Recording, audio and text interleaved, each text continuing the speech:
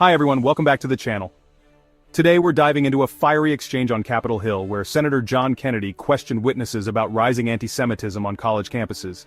Accusations flew, tensions rose, so stick around as we break down the most jaw-dropping moments. Senator Kennedy began by questioning Miss Solomon. She testified that anti-Semitism has risen in the U.S. since 2017. Kennedy pressed, was Trump responsible? She admitted a connection, saying Trump platformed neo-Nazis and white supremacists. This wasn't just politics, it was about accountability. Thank you all for being here. Ms. Solomon, I want to be sure I understand your testimony. Did I understand you to testify that anti-Semitism is worse under the Trump administration? Senator, thank you for your question. You don't have to thank me. Okay. Your best thanks is to answer. Okay, well, I'll tell you that anti-Semitism has been rising, especially since the 2017 but has the Trump Charlottesville administration attack. caused that? Is that your testimony? I wouldn't say the Trump administration has caused anti-Semitism. Has there been an increase since Trump has entered office? Yes. Do you see a causal connection there? Yes. Why? Trump has highlighted and platformed neo-Nazis and white supremacists. Okay. I can't see that far. Rachlin.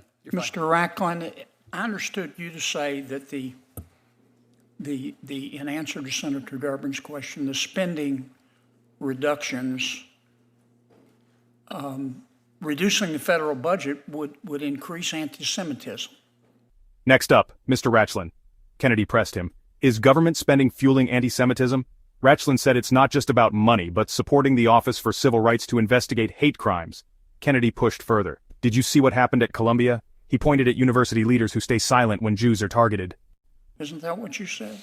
No, I did not. I said that the constant threats to cut money to the Office for Civil Rights and the Department of Education prevents the federal government from adequately investigating anti-Semitism and other hate crimes on college campuses. So you think one way to stop anti-Semitism is to give people more money? Is that right? I think one of the ways is to actually fund people that are actually designed to investigate anti-Semitism on college campuses. What's there to investigate? We see it.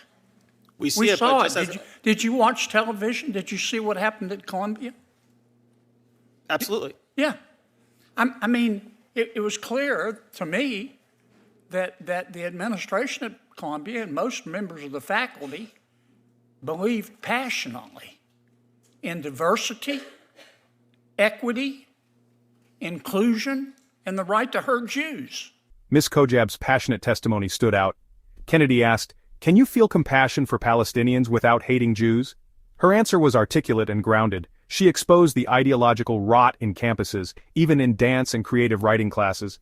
She wasn't just testifying, she was sounding the alarm. Ms. Cojab, did I say that right? Cojab. Do you think it's possible to feel compassion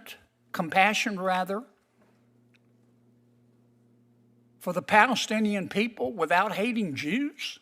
Absolutely. Would you elaborate on that? Because it looks to me like many of our Ivy League universities, they weren't the only ones. Some universities handled it well. Vanderbilt, University of Chicago, Tulane. But it looks like the administration was teaching kids you got to pick a side. Mm-hmm. You either have to hate Jews or you have to be for Hamas. You can't there's no middle ground. Tell me what you saw. You've written a book about it. Maybe Mr. Rachlin ought to read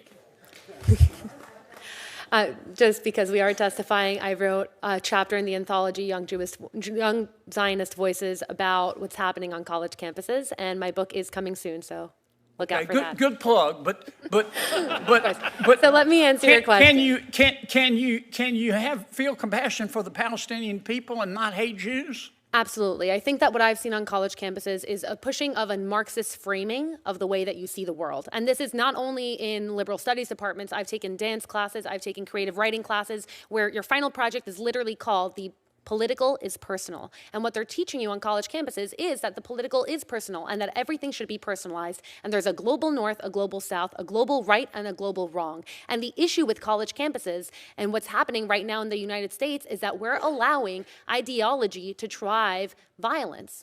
Kennedy summarized a sentiment: pick a side, hate Jews or support Hamas. Cojab pushed back, praying for both Jewish and Palestinian people. She condemned Hamas, not Palestinians, and demanded campus de-radicalization.